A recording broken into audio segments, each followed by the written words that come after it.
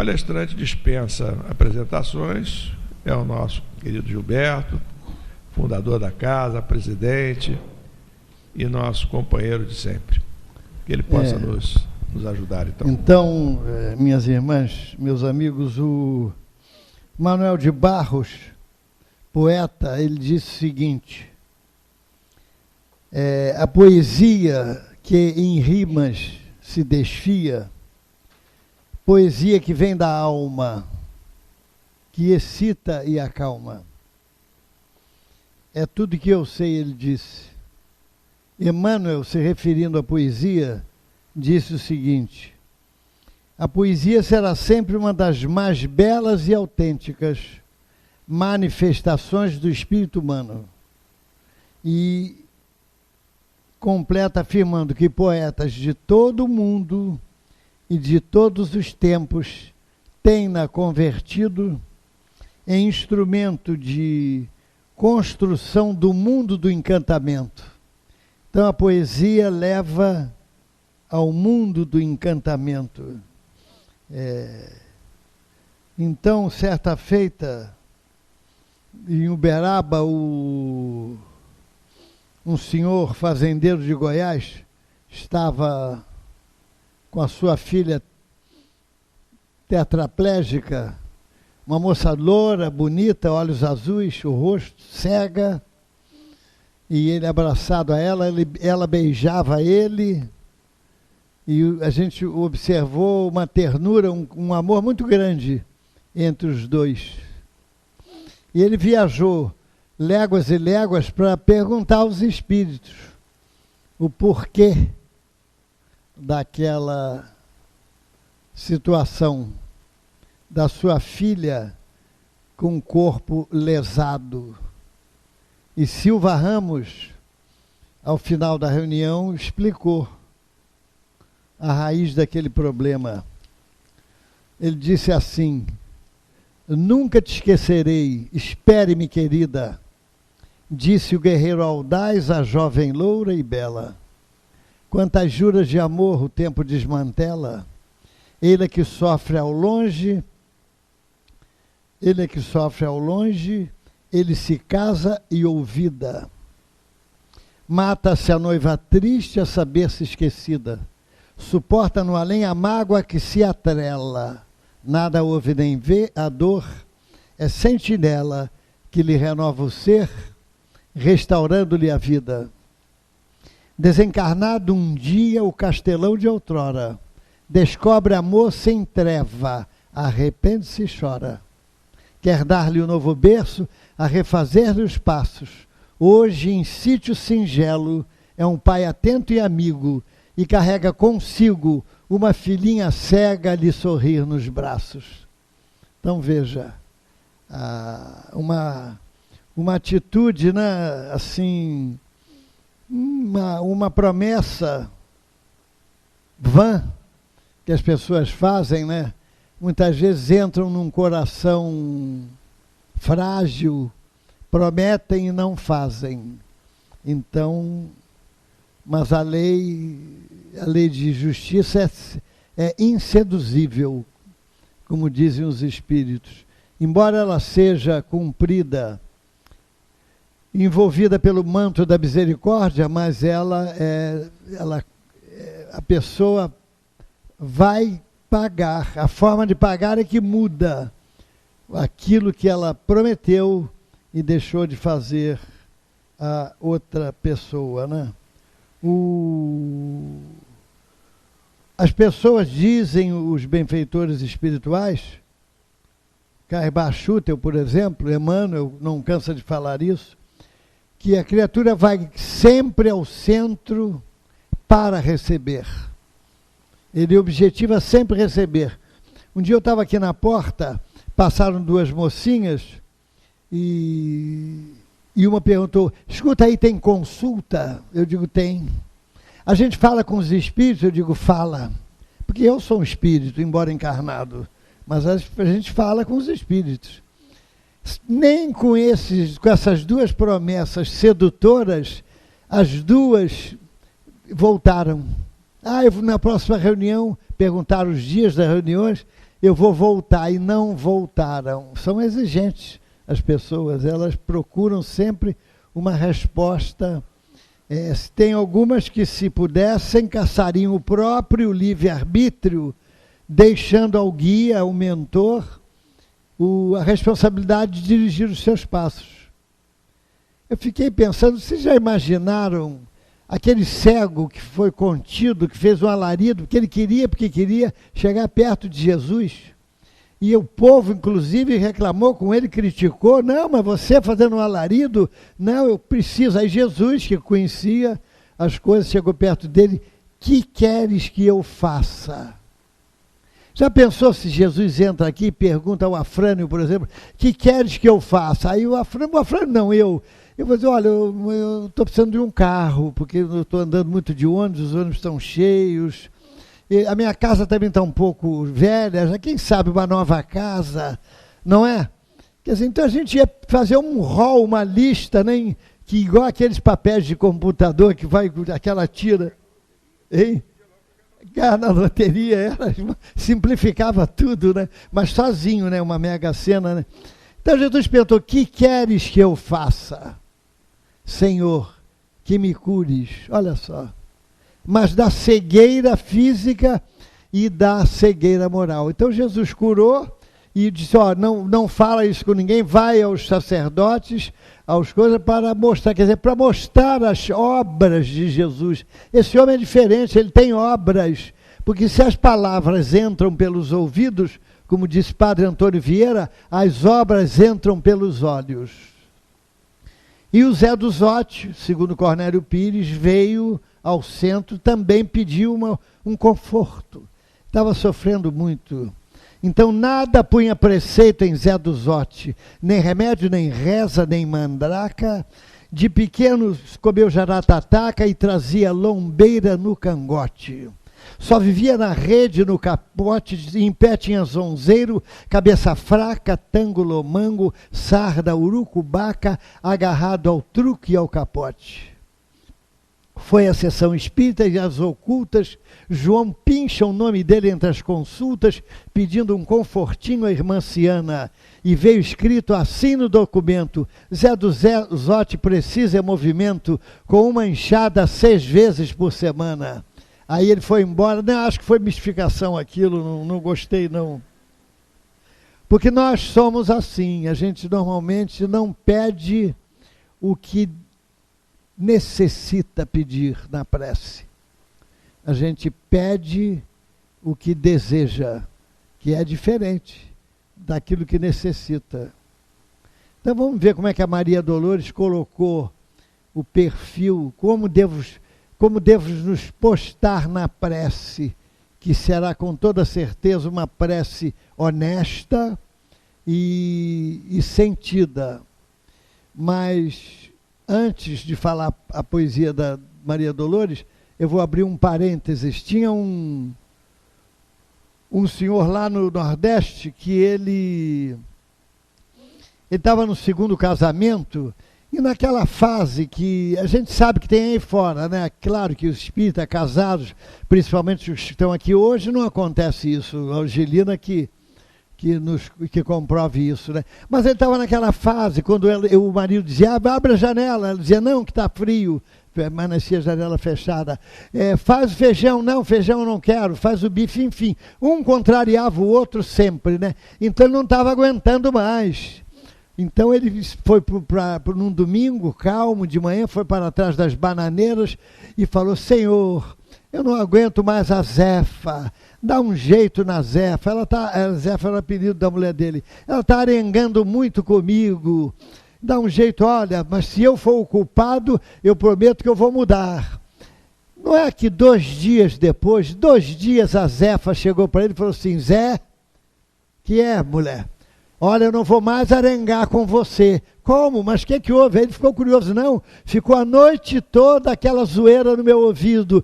Para de arengar com o Zé está certo. Para de arengar com ele. Então é um remédio que eu, inclusive, viu, Angelina e outras, eu dou para vocês. É uma prece igual a que o Zé fez, deve dar resultado. Mas se entre 2 e 3 dias o silêncio for absoluto, a gente tem que rever a nossa posição. Então Maria Dolores disse: agradeço, Senhor, quando me dizes não às súplicas indébitas que faço através da oração. Muitas daquelas súplicas que faço, daquelas dádivas que peço, estima, concessão, posse e prazer, em meu caso talvez fossem espinhos na senda que me deste a percorrer. Existem, de outras vezes, imploros-te favores, entre lamentação, choro, barulho, mero capricho, simples algazarra que me escapam do orgulho. Existem privilégios que desejo, reclamando-te o sim, que se me florescessem na existência, seriam desvantagens contra mim. Em muitas circunstâncias rogo afeto, sem encontrar companhia em qualquer parte, quando me dás a solidão por guia que me ensina a buscar-te. Ensina-me que estou no lugar certo, que a ninguém me ligaste de improviso e que desfruto agora o melhor tempo de melhorar-me em tudo que preciso. Não me escutes as exigências loucas, faz-me perceber que alcançarei além do necessário se cumprir o meu dever. Agradeço, meu Deus, quando me dizes não, e sempre que te rogue o que não deva, não me atendas, Senhor. Então, gente, é um manual, é uma súmula de como devemos fazer a nossa prece, né? Pedindo aquilo que Deus nos dê aquilo que nós necessitamos, e não necessariamente aquilo que nós pedimos. O Jesus Gonçalves, que foi espírita e sofria de hanseníase num hospital lá em São Paulo, no interior de São Paulo, mas era um espírita extraordinário, né? E ele sofreu muito, em 2 ou 3 encarnações. Ele foi Átila, o rei dos Hunos, e Alarico, o rei dos Visigodos. Quer dizer, então ele foi um terror das pessoas, né? Então ele disse assim, depois, quando ele estava redimido, há séculos num carro de esplendores, minha vida era a angústia de outras vidas, estraçalhava multidões vencidas, coroado de púrpura e de flores. Depois a morte, os longos amargores, a volta em novas lidas, o berço pobre, o manto de feridas, a solidão e os prantos redentores. Volve de um rei antigo, um réu que espanta. E o Senhor concedeu-me a lepra santa para cobrir-me em chagas benfazejas. Mas hoje, livre, enfim, de toda algema, posso saudar a dor justa e suprema, emissária da luz, bendita sejas. Então veja, uma encarnação, umazinha de dor, fez com que ele se redimisse de tantos e tantos erros do passado, e ele cantou essas dores, né? Porque, minhas irmãs, meus amigos, existe uma dor, às vezes, desse tamanho, que a criatura transforma num sofrimento enorme. Como existe, às vezes, uma dor enorme, que a criatura nem parece que está doendo, é um sofrimento pequenininho. Uma vez o Divaldo, chegou uma senhora de 80 anos, chorando convulsivamente, porque queria que ele a curasse, que ela sofria muito. Então ele ficou achando que era uma coisa muito grande, né, grave, e perguntou a ela por quê, qual a razão do seu sofrimento. Ah, seu Divaldo, eu não consigo enfiar a linha no buraco da agulha. Meu Deus do céu! Um dia eu estava aqui no atendimento fraterno, chegou uma senhora e falou assim, olha, eu estou na depressão há 15 anos. Eu digo, meu Deus do céu, vem um problemão por aí, né?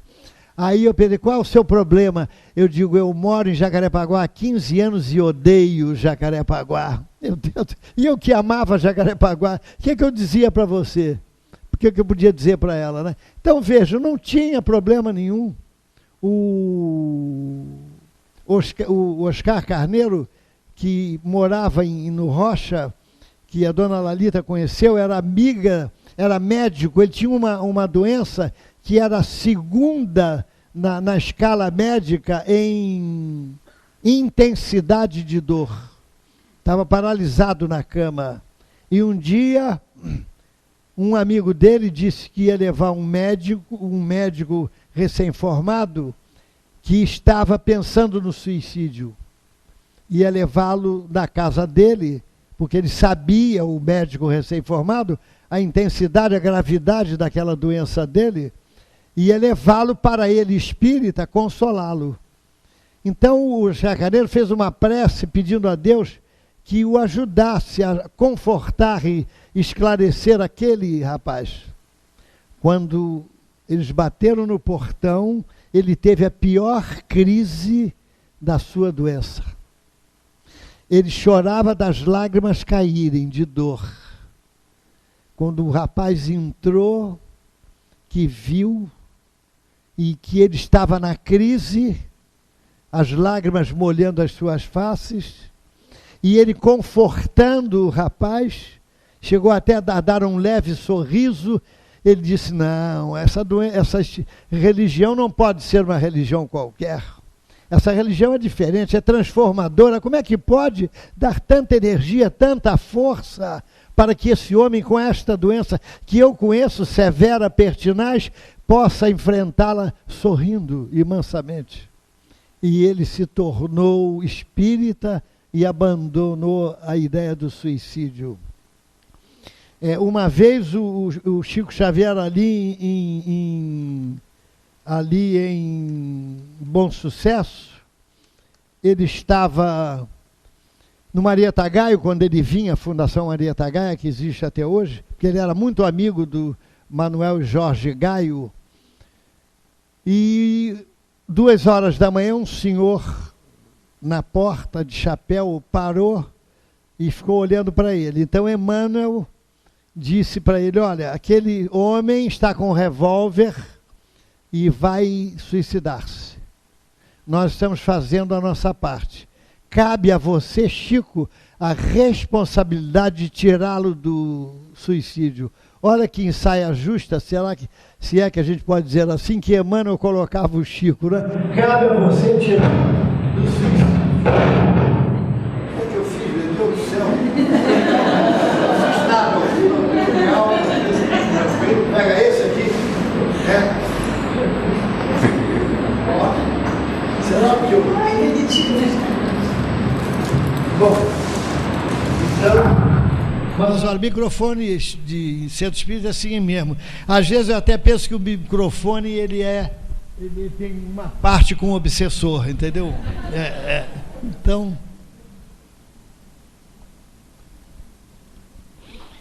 Então o Chico conversou com o homem 20 minutos. Terminou, o homem de cabeça baixa, hein? No cabelo? Obrigado, hein? Não, mas não estão filmando, não. O povo já me conhece, hein? A internet.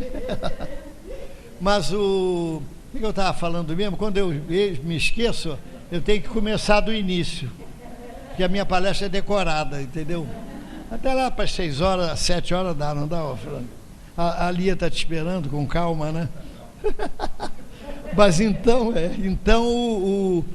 aí 20 minutos depois chamou o Kleber Cruz, que é o presidente hoje, que me contou isso. Kleber, vem cá, meu filho, vai lá com esse moço que ele vai te dar um objeto. Aí o homem de cabeça baixa deu o revólver pro Chico, pro Kleber. O Kleber embrulhou numa toalha e falou, Chico, o que eu faço com isso? Não, você sobe a ponte Rio-Niterói e joga lá embaixo, mas vai no lugar mais alto e joga no mar, né?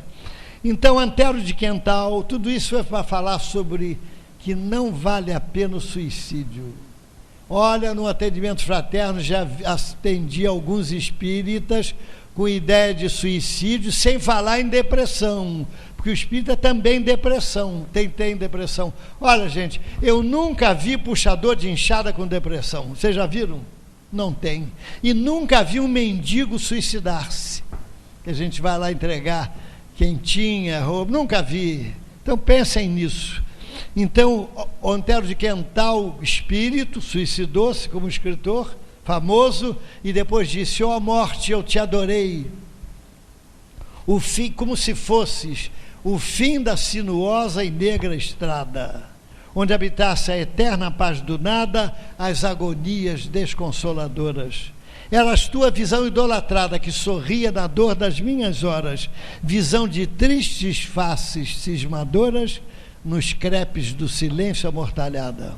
Busquei-te eu que trazia a alma já morta, escorraçada no padecimento, batendo alucinado a tua porta. Escancaraste a porta escura e fria, por onde penetrei no sofrimento, numa senda mais triste, mais sombria. Porque o que é que o suicida quer? Ele quer apagar o problema. Ele quer apagar, passar uma borracha no desconforto, na dor, na culpa, na mágoa, no ressentimento e no sofrimento. E sabe o que é que acontece? Tudo aquilo que ele tinha aumenta, sabe quantas vezes? Quantas vezes aumenta aquilo que ele passava e sofria? Quem acertar o número certo... a Tatiana paga o cafezinho depois ali Tatiana é essa moça que está aqui na frente, evangelizadora. Olha, gente, as penas e os gozos, é a pergunta 895. Eu não esqueço porque eu vivi numa casa com esse número, 895, ali na Praça Seca, até sair para casar, porque ninguém é perfeito, não é? Acaba casando, né? Então eu saí para casar 24 anos, morei aqui. As penas e os gozos que a alma enfrenta são mais leves ou mais intensas depois da morte? Depende, olha só o que depende. E os espíritos responderam, eles não botaram depende não, viu? Com todo o respeito, são mil vezes mais intensas. Então, minha gente, não vale a pena suicidar, não. Vamos ficando por aqui. Marido esquisito, mulher feia, estranha. Vamos aturando até onde a gente pode, porque é melhor. Porque do lado, olha, nós vimos, não canso de repetir isso, nós vimos um rapaz na distribuição de leite, de sopa, estava frio, então ele disse, olha, nas madrugadas eu corro, ele estava sem camisa, para esquentar o corpo do frio. Olha só, gente, a gente dorme embaixo de edredom quando está chovendo, quando está frio. E depois ele teve um brilho no olhar, uma alegria na voz e disse, olha, eu estou muito feliz porque amanhã é meu aniversário. Eu pensei, mas quem é que pode ficar feliz morando na rua por ser o seu aniversário? Gente, é porque ele está livre disso aqui, ó. Ele estava no corpo, e o corpo é abafador. O corpo é abafador, corpo abafador das nossas crises e mazelas. Além dele fornecer essa quem paga é o Afrânio, o cafezinho, quem lembrar. O que o corpo nos dá de saída, que é um grande remédio para as nossas amargas recordações e culpas. O que ele dá? Café, pode cobrar do Afrânio. Na cantina. Olha, gente, o esquecimento. O esquecimento. Tem coisa melhor do que isso? Diminui a nossa dor e outra coisa, e às vezes a gente pode pagar de outro jeito, não paga sofrendo, se trabalhar na caridade. Olha, que trabalhar na caridade, eu escutei o Chico falar isso. Quando nós estamos trabalhando no bem, vem uma ordem do Tribunal da Justiça Divina, mandando sustar o pagamento da conta que nós íamos pagar. Emmanuel fala isso, o Chico falou isso, palavras textuais. E até quando a gente esteja trabalhando, quando a gente parar de trabalhar porque desencarnou, porque teve doente ou qualquer coisa, olha só, os advogados de defesa nossos vão colocar a soma dos muito obrigados que nós recebemos e vão nos defender no Tribunal da Justiça Divina. Tem coisa melhor do que isso? Então, minha gente, fazer o bem de qualquer maneira. Eu não posso, não sei, sou imperfeito, como é que pode? Então, olha, vou dar quem é que não pode dar boa tarde, bom dia com um sorriso com um sorriso na face e uma simpatia no olhar? Quem é que não pode? Levanta a mão, dá um bom dia ou boa tarde desse jeito. O orador chegou na fila do banco e falou assim: bom dia. O homem com cara amarrada respondeu: eu não lhe conheço, mas mesmo assim, bom dia. Além de tudo, é sem vergonha. Ele falou: não, mas não faz mal, bom dia de novo. Aí o homem, falei assim, deve ser maluco, deve ser estranho. Aí desabafou, contou para ele as suas mágoas. A esposa dele estava à morte e ele gostava muito dela, ele estava de mal com a vida. Então o homem consolou, convidou para ir para o centro espírita, ele foi e se tornou espírita e acalmou. Um bom dia, Senhor. Vou dar 2 exemplos marcantes, todo mundo conhece, menos o Afrânio, esse que eu vou contar aqui. O homem, no final do expediente, entrava no frigorífico e... Não entrava no frigorífico, ele era gerente, ele olhava a firma, e naquele dia, no finalzinho do expediente, ele entrou na câmara frigorífica, a porta bateu e fechou.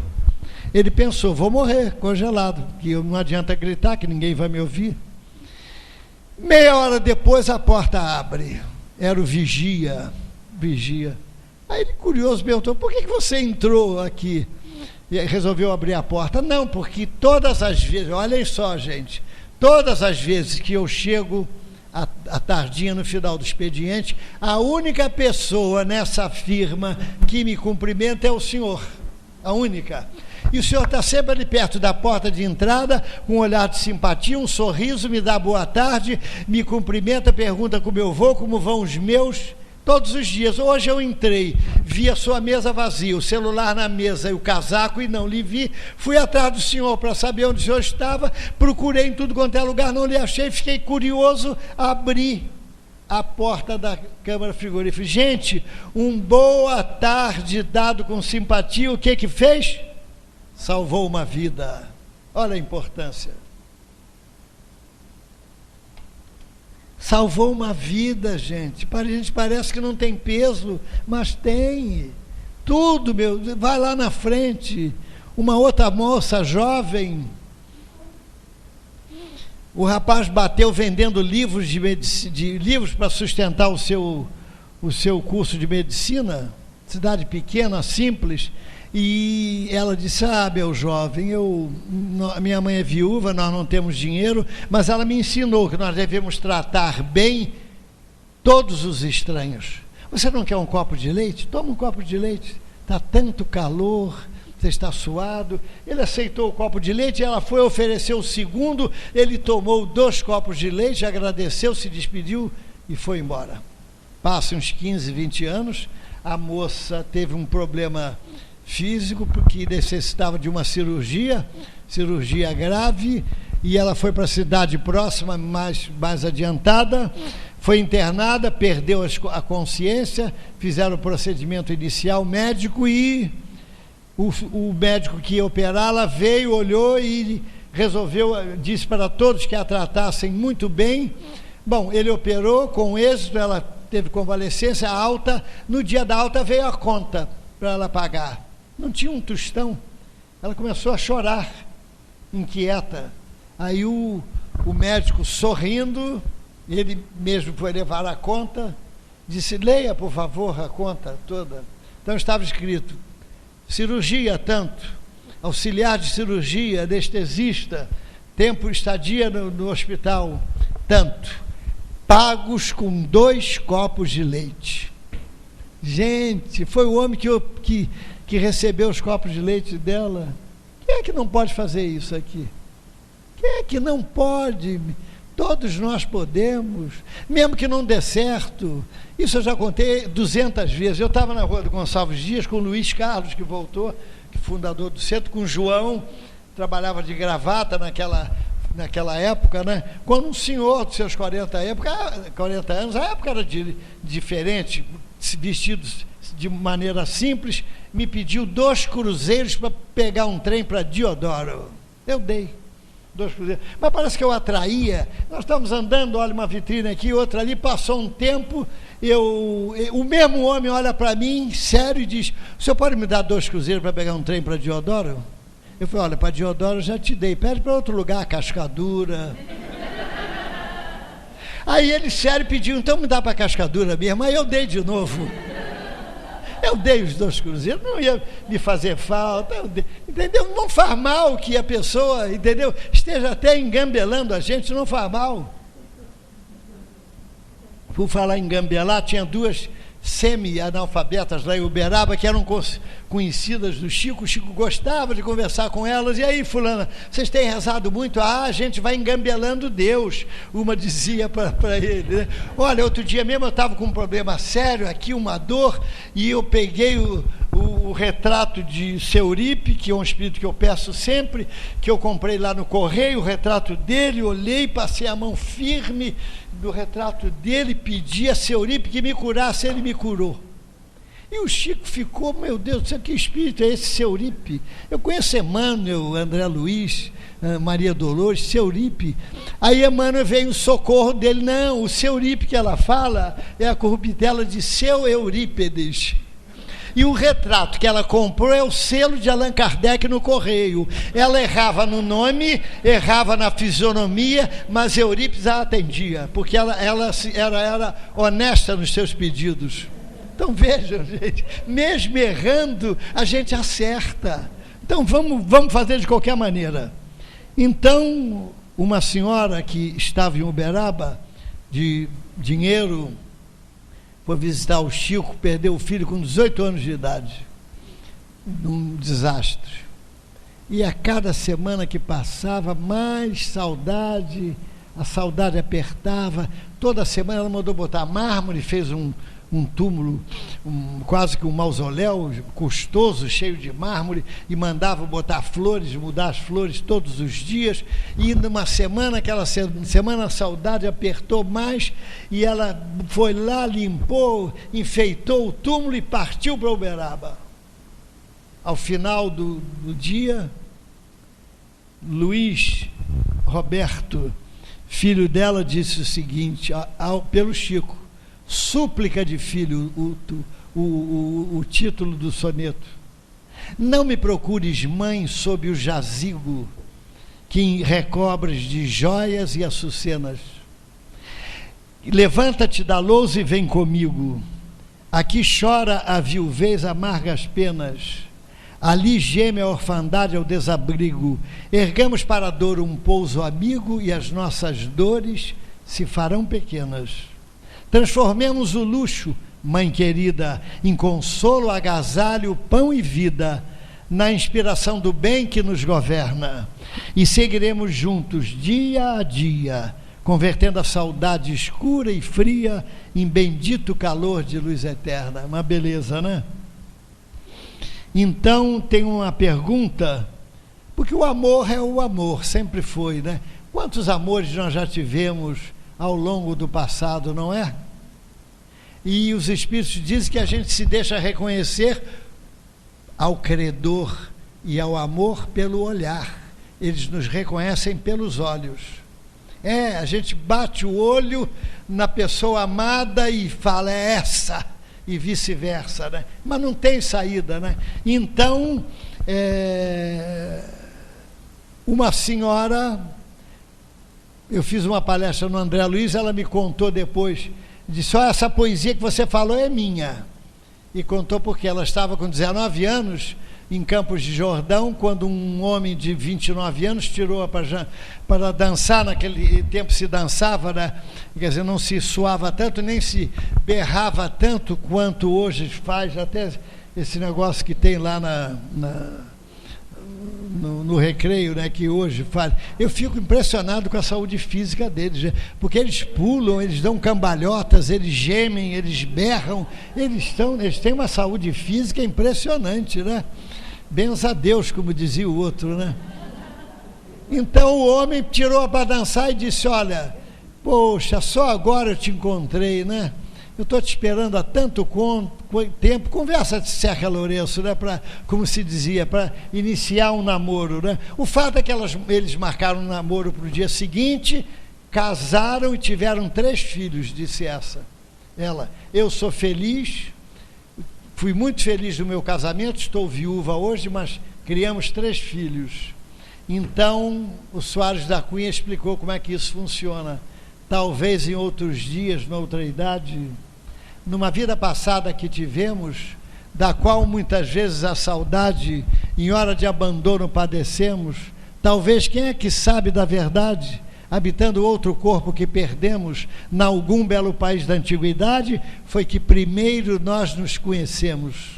Assim, por isso, é que depois, querida, nas aventuras da presente vida, ao te encontrar pelo primeiro dia, cá dentro, qualquer coisa me falava, que não sei de onde já te conhecia, e desde não sei quando já te amava.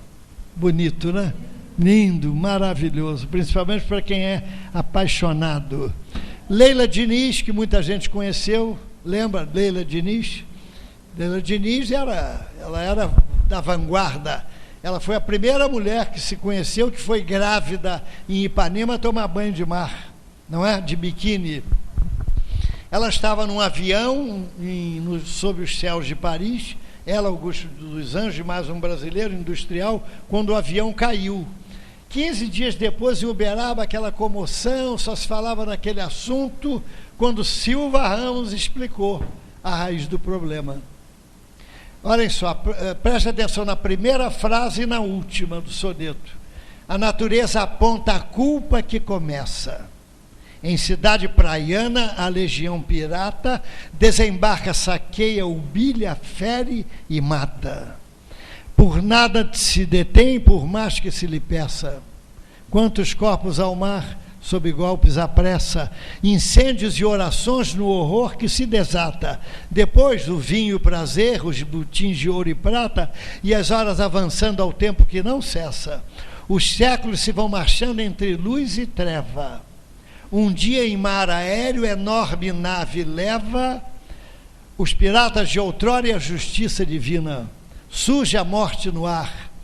A aflição se renova, preces, gemidos e ais de corações em prova, e a natureza apaga a culpa que termina. Olha só, quantos anos para que esses piratas se reencontrassem e pagassem as suas contas. Se nós fôssemos pagar as nossas contas mais recentes, o sentimento de culpa, como diz Herculano Pires, nos esmagaria, nós nos sentiríamos esmagados. Então a misericórdia divina permite que a gente conquiste responsabilidade e conhecimento para pagar as culpas. Então, minha gente, vamos em frente. Na reunião de desobsessão, dizem os espíritos que o último reduto da desobsessão, quando ela não é resolvida na mesa mediúnica, é no lar. Portas adentro do lar. O obsessor nasce ali para resolver os seus problemas. Como disse Lamartine Babo, perdoa ódios passados, reencarnação traz de sobra. Eu já vi muita galinha chocando ovo de cobra. Então, olha, o espírito sem paz chora, clama, esbraveja, escarnece, agita-se, injuria, agita-se, esconjura. Fala o doutrinador com lógica e brandura, entram a sombra e a luz em súbita peleja. Mas um dia outro mais, e aquele que apedreja, mergulhado no fel de estranha desventura, cede à força do amor e em lágrimas procura levantar-se por fim da treva em que se encontra, em que rasteja. Um coração de mãe é convocado à liça. Surge a reencarnação, promove-se a justiça. Um berço, um corpo novo, as correções austeras e a desobsessão em sentido profundo. No lar, entre as dores do mundo, continua entre o lar e as dores do mundo, e a escola do mundo, e a dor que nos redime os erros de outras eras. Então, meus amigos, é isso que acontece. E, por fim, terminando essa arenga, vou dizer mais 2 poesias. Eu escutei aqui no íntimo da minha cabeça aquilo assim: graças a Deus, ele está terminando. Mas olha, o Chico uma vez recebeu 3 moças obsidiadas. Uma delas comia vidro, tinha a boca sangrando. 3 meses de desobsessão lá no Chico Xavier, hein? Não resolveu o problema, não resolveu. O Chico já estava atarantado, quando um deles, 3 meses depois, um dos obsessores falou na reunião de desobsessão. Olha só, aquelas moças foram fazendeiras, e uma delas fez um buraco no chão por uma falta boba que eu cometi, me enterrou até o pescoço, deixou a cabeça de fora, untou a minha cabeça de mel, de açúcar, e eu fui então praticamente comido pelos insetos, pelos percevejos, gafanhotos, enfim, marimbundos, tudo, abelhas. 15 dias depois, antes de morrer, ele gritou: Sinhá. Ela ficava na varanda rindo, olhando para ele: Sinhá, se alma existe, eu vou me vingar. E Cornélio Pires explicou uma história semelhante, a história de Dona Amélia. Conheci Dona Ana Amélia na fazenda, Dona Ana Amélia Liberata, linda e rica mulher, sempre altiva no estrado de ouro e renda. Deixava o pão mofando preso à lata e gritava: ninguém me desatenta. Procurava conflitos de encomenda para zurzir os servos na chibata. Mas tarde veio a morte, a nobre dama padecia o remorso como a chama, quando o fogo se apega à carne nua. O tempo voa, agora reencarnada, vejo-a sozinha, triste, abandonada, esmolando socorro em cada rua. É o que acontece. Bom, então, meus amigos, vamos saudar a vida, a vida. Não há nada melhor do que viver. Viver e amar são as 2 dádivas da vida. O poeta disse: eu não penso na morte, porque a vida me extasia. Eu, pessoalmente, particularmente, quero viver uns 150 anos. Tá bom, 150 anos já está de bom tamanho, porque a vida é bela, a gente vê tanta coisa, a luz, o sol, os pássaros, o sorriso, o afeto, o abraço de simpatia. Tem tanta coisa boa para a gente sentir e viver, meu Deus, que vale a pena viver. Nem a paz, nem o fim, a vida eternamente. Foi tudo que encontrei e é tudo que me espera. Ouro, a fama, o prazer e as ilusões terrenas são lodo, fumo e cinza ao fundo da cratera. Esvaiu-se a vaidade, os júbilos e as penas. A alegria que exalta e a dor que regenera, em cenário diverso, aprimorando as cenas, continuam, porém, vibrando noutra esfera. Morte, beijando a terra os planos que descobres. Fala de tua luz aos mais vis e aos mais nobres. Renova o coração do mundo impenitente e dize aos homens sem Deus, nos círculos escuros, que além do gelo atroz que te reveste os muros, a vida, sempre a vida eternamente. Então aproveitemos o tempo, porque passa o tempo e corre tanto em sua marcha milenar, indiferente ao riso, ao leio, ao pranto e às alegrias, vai pondo os dias sobre os dias como contas a somar. Passa o passado a ser presente, a ser futuro a de passar. Enquanto o tempo indiferente, seu constante caminhar, em sua marcha indefinida, vai pondo vida sobre vida em sua eterna conta de somar. Muita paz. Muito obrigado.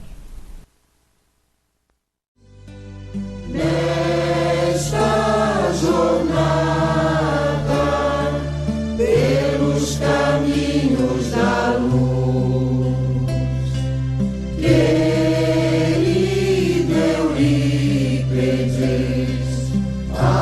apóstolo